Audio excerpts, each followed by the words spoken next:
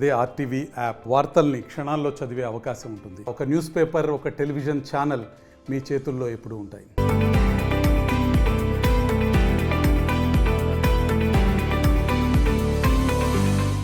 ABVP 43వ రాష్ట్ర మహాసభలకు ఇచ్చేసినటువంటి Medak MP Madhavaneni Raghunandan Rao మనతో ఉన్నారు. ఎందుకంటే ఇప్పటివరకు రాష్ట్రంలో జరుగుతున్నటువంటి చర్చల్లో ఇప్పటివరకు మీడియా ముందుకు రానటువంటి రఘునందన్ రావు మనతో ఉన్నారు. సార్ చెప్పండి, అల్లు అర్జున్ విషయంలో ప్రధానంగా అసెంబ్లీలో కూడా చర్చ జరుగుతుంది. ఆ విషయంలో మీరు ఏం చెప్తారు సార్? సో మీ మొదటి ఆరోపణ తప్పన్నా. నేను మొన్న రాత్రి శనివారం రాత్రి పార్లమెంటు ముగియంగానే వచ్చిన మీడియాలో కనబడతలేడు రఘునందన్ అనేది తప్పు. అవకాశం రాలేదు కాబట్టి కలవలేదు, పార్లమెంట్లో ఉన్నా కాబట్టి మాట్లాడలేకపోయినా. So coming to the point, Allu Arjun కేసుకి సంబంధించి పోలీసులు మేము ఏదైనా కార్యక్రమానికి పోతున్నామని తెలిస్తే ముందే మమ్మల్ని ఇంటి దగ్గరనే ప్రివెంటివ్ అరెస్ట్ చేస్తారు. గేట్ దాటకముందే అరెస్ట్ చేస్తారు. గేట్ లోపలికి వచ్చి కుర్చీలు వేసుకొని కూర్చొని చెప్తారు, సార్ మిమ్మల్ని ప్రివెంటివ్ అరెస్ట్ చేస్తున్నాం, పోవద్దు అని చెప్పి. అట్లే ఆ రోజు జరిగినటువంటి సంఘటనలో ఒకవేళ సంధ్యా థియేటర్ యాజమాన్యము పోలీసుల నుంచి అనుమతి తీసుకోకపోతే అల్లు అర్జున్ గారిని ఇంటి దగ్గర ఆపాల్సింది, గేట్ దగ్గర అరెస్ట్ చేయాల్సింది, ఏదైనా చేయాల్సింది. చేయకుండా కొంత పోలీసులు కూడా ఆయనకు అభిమానులుగానో ఉత్సాహంగానో ఒక హీరో వచ్చిండనో ఇంత జరుగుతుందని ఎక్స్పెక్ట్ చేయక ఏదో తొందరపడి గేట్లు తీసిండ్రు. జరిగిన సంఘటన దురదృష్టకరం. రేవతి కుటుంబానికి ప్రగాఢమైనటువంటి సానుభూతిని, సంతాపాన్ని తెలియజేస్తున్నాం. ఆ తల్లిని, ఆ చెల్లెని తిరిగి తీసుకురాలేం, ఆ కొడుకు మనం అందించలేం. నిజంగా అది బాధాకరమైనటువంటి ఘటన.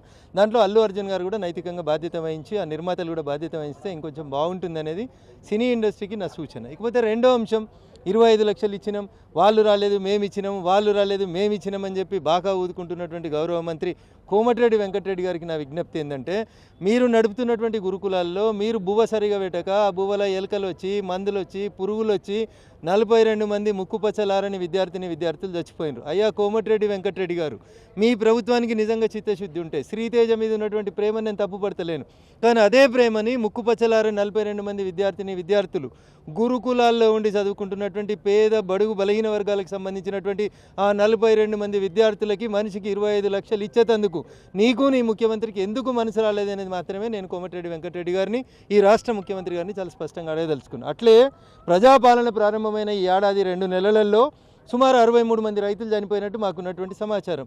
ఆ కుటుంబాలకు కూడా 25 లక్షలు ఇచ్చి మీరు ఉదార స్వభావాన్ని చాటి చూపుకోవాల్సింది. కానీ ఒక్క శ్రీతేజ దగ్గరికి పోయి పిన్ పాయింటెడ్గా ఒక నటున్నో ఎవరినో అరెస్ట్ చేస్తే ఆయనకు జనాలలో సానుభూతి వస్తే దాన్ని దిప్పుకొట్టేందుకు అసెంబ్లీలో 15 నిమిషాలు వాళ్ళ గురించి కాదు ముఖ్యమంత్రి గారు మాట్లాడాల్సింది, ఒక సినీ నటుడి గురించి కాదు నువ్వు మాట్లాడాల్సింది. గురుకులాలలో పురుగుల మంది వస్తుందని రోజు ధర్నా చేస్తున్న విద్యార్థులను ఉద్దేశించి మాట్లాడాలి, ఆ సమస్యను అడ్రస్ చేయాలి. అది చేసి ఉంటే కాంగ్రెస్ రాజనీతి కాదు నిజంగా ప్రజాపాలన చేస్తుందని ఒప్పుకుంది. కాంగ్రెస్ అల్లు అర్జున్ విషయం లోపల రాజనీతిని ప్రదర్శించాలనుకుంది, మైలేజ్ పొందాలనుకుంది, చేసిన తప్పును కప్పిపుచ్చుకోవాలనే ప్రయత్నం చేసింది తప్ప ఇంకొకటి కాదు. అంటే గతంలో కేటీఆర్ ప్రభుత్వం ఉన్నప్పుడు అంటే అప్పుడు ఈడీ మోడీ అని చెప్పి ప్రధానంగా ఆరోపించారు.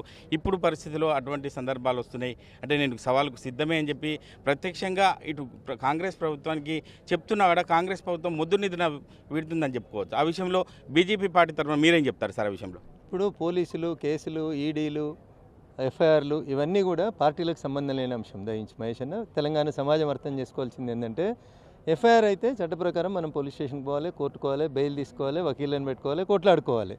కానీ ఈ సాంప్రదాయానికి పక్కదారి పట్టించి అన్నా చెల్లెళ్ళు ఇద్దరు మోడీ అని, బోడీ అని, ఈడీ అని నోటికి వచ్చిన భాష మాట్లాడి తప్పు చేసి చట్ట ప్రకారం ఎదుర్కోవాల్సిన కేసులలో భారతీయ జనతా పార్టీ అరెస్ట్ చేసింది.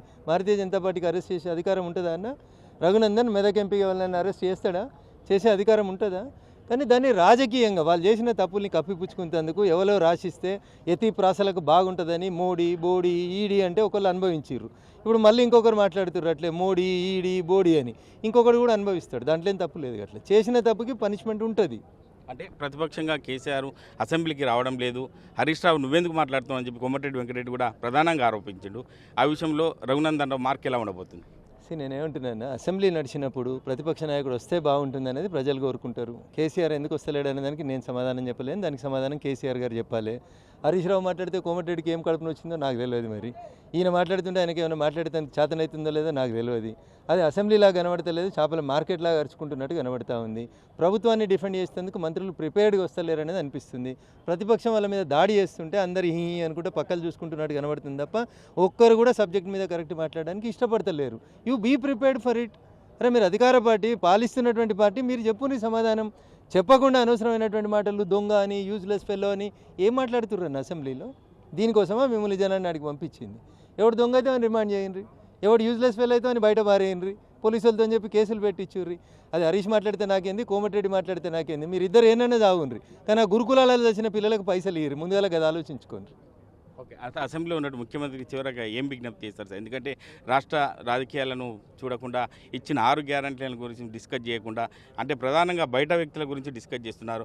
చివరగా ఏం విజ్ఞప్తి చేస్తారు ముఖ్యమంత్రికి? ఇప్పుడు ఒక గీతను తుడపకుండా చిన్న గీత చేయాలంటే ఇంకొక గీత దాని పక్కన పెద్ద గీయాలి. అట్లా ఒక సమస్య నుంచి ప్రజల అటెన్షన్ని మళ్ళించాలంటే ఇంకొక సమస్యను తీసుకొచ్చి పెడతా ఉన్నారు వాళ్ళు. అల్లు అర్జున్ని పోలీసు వాళ్ళు అరెస్ట్ చేశారు. దానికి ముఖ్యమంత్రికి ఏం బాధ?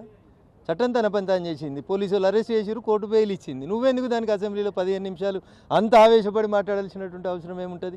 ఆ రిటైర్డ్ అయ్యిండో సర్వీసులు ఉన్నాడో తెలియని ఒక సీఐ తోటి నానాయాగి చేయాల్సినటువంటి అవసరం ఏముంటుంది? ఎవరిని బెదిరించినా, మహేష్ రఘునందన్ని బెదిరించినా, రఘునందన్ మహేష్ని బెదిరించినా చట్ట ప్రకారం చర్యలు తీసుకోవాలి. మరి ఆ సీఐని రిమైండ్ చేయాలి కదా, బెదిరిస్తుండు కదా ఆయన. ఈయనిచ్చిండా? ఈ సీఐ కొలువులోకి రాకముందు బంజారా హిల్స్లో సినిమా ఇండస్ట్రీని రమ్మని అప్పుడు ఉన్నటువంటి పాలకులు ఇచ్చారు భూములు. ఇప్పుడు నీకేం నొప్పి అవుతుంది?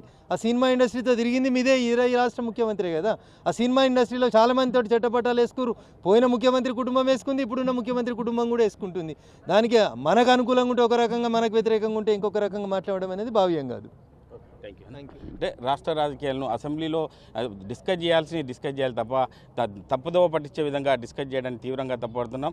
రాబోయే రోజుల్లో ప్రజలు బుద్ధి చెప్పే పరిస్థితి వస్తుంది కాబట్టి ఇప్పటికైనా రాష్ట్ర ప్రభుత్వం ఇచ్చిన 6 గ్యారెంటీలపైన దృష్టి పెట్టి ముందుకెళ్లాలని చెప్పి ఎంపీ మాధవనేని రఘునందన్ రావు చెప్తున్నారు. కెమెరామెన్ ఎల్లవరితో మహేష్, ఆర్టీవీ, సిద్దిపేట జిల్లా. మరిన్ని వీడియోస్ కోసం ఛానల్ ని సబ్స్క్రైబ్ చేయండి. లేటెస్ట్ అప్డేట్స్ కోసం వాట్సాప్ ఛానల్ ని ఫాలో చేయండి. అండ్ లింక్ డిస్క్రిప్షన్ లో ఉంది.